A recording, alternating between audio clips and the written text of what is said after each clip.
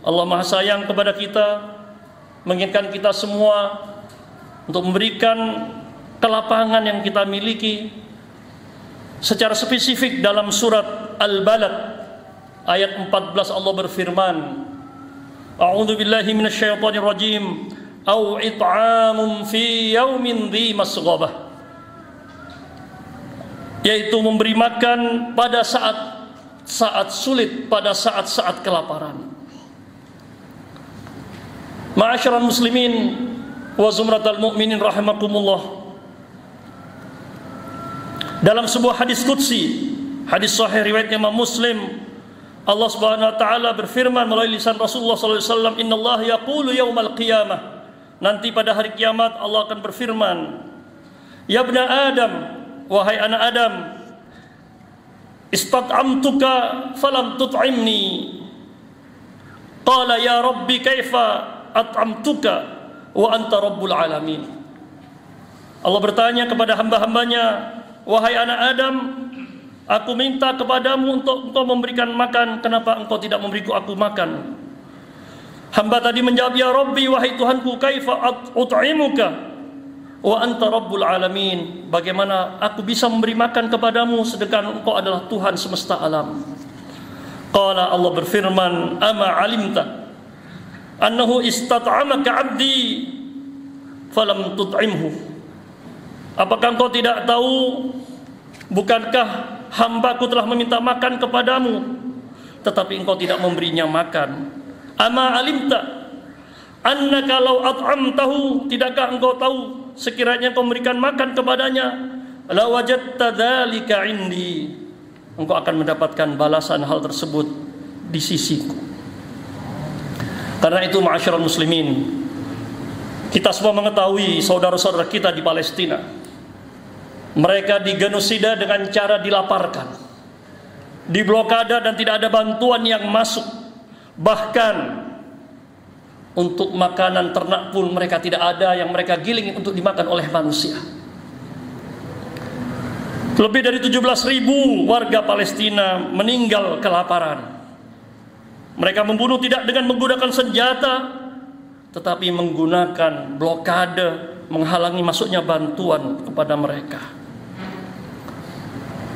Rasulullah mengingatkan kita semua dalam sebuah hadis sahih dari sahabat Abdullah bin Umar radhiyallahu anna Rasulullah sallallahu alaihi wasallam qala, Rasulullah sallallahu alaihi wasallam bersabda, "Udhibat imra'atun fi hirratin habasatha aw sajanatha."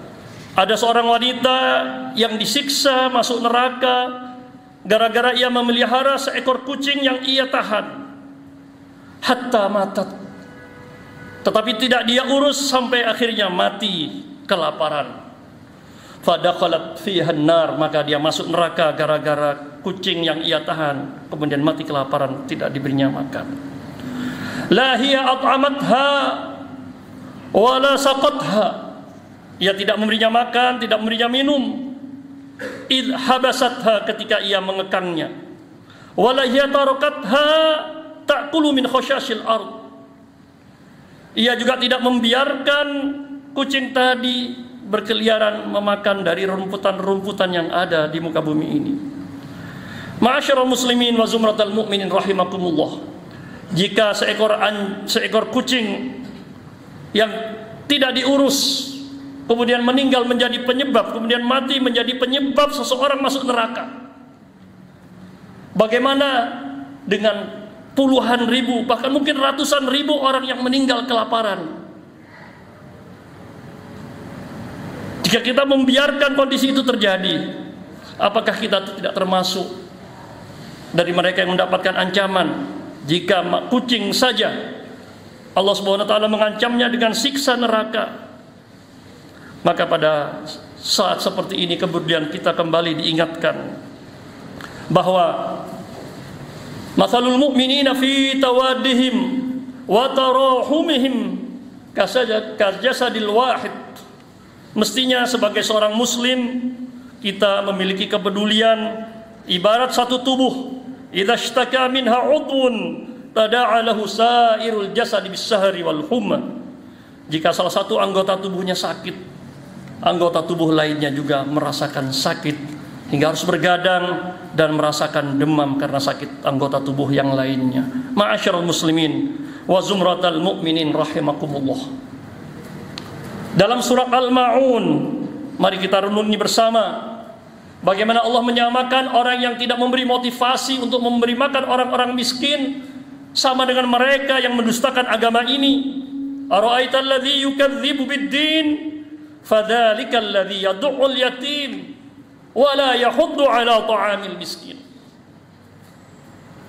Ketika orang melarang atau tidak memberi motivasi untuk memberi makan orang-orang miskin, Allah samakan dengan mereka yang mendustakan agama. Allah juga samakan orang yang mencegah, melarang orang yang ingin memberi bantuan, wa yamna'unal ma'un, sama dengan mereka yang mendustakan agama. Karena itu ma'asyiral muslimin, sesungguhnya ini adalah sebuah kesempatan yang Allah berikan kepada kita untuk memberikan apa yang bisa kita miliki.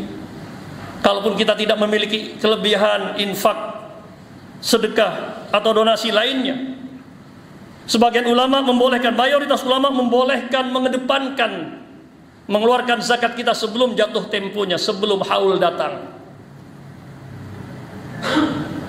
Mungkin kita juga tidak sedang berlebih, tetapi kembali sekali lagi kepedulian kita diuji oleh Allah Subhanahu wa taala. Benarkah kita ini sebagai sebuah tubuh, satu tubuh yang saling terkait dengan lainnya? Karena itu ma'asyiral muslimin wa zumratal mu'minin rahimakumullah, kembali takwa kita, keimanan kita diuji di masa-masa sulit seperti sekarang ini. Barakallahu li wa lakum fil Qur'anil azim wa nafa'ni wa iyyakum bima fihi minal ayati wadh-dhikril hakim wa taqabbala minni wa minkum tilawatahu innahu huwas samiul alim.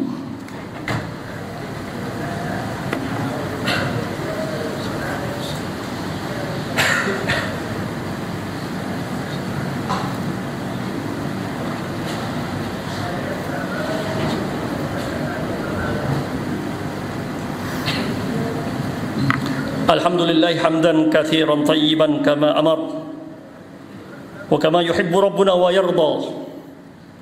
Wassalatu wassalamu ala man la nabiyya wa la rasula ba'dah wa ala alihi wa ashabihi ajma'in. Ayyuhal muslimun ayyuhal mu'minun, ittaqullaha haqqa tuqatih, ittaquhu fis sirri wal 'alan wa fi kulli halin wa hin. Qala Allah ta'ala wa'tasimu bihablillahi jami'an wa la tafarraqu.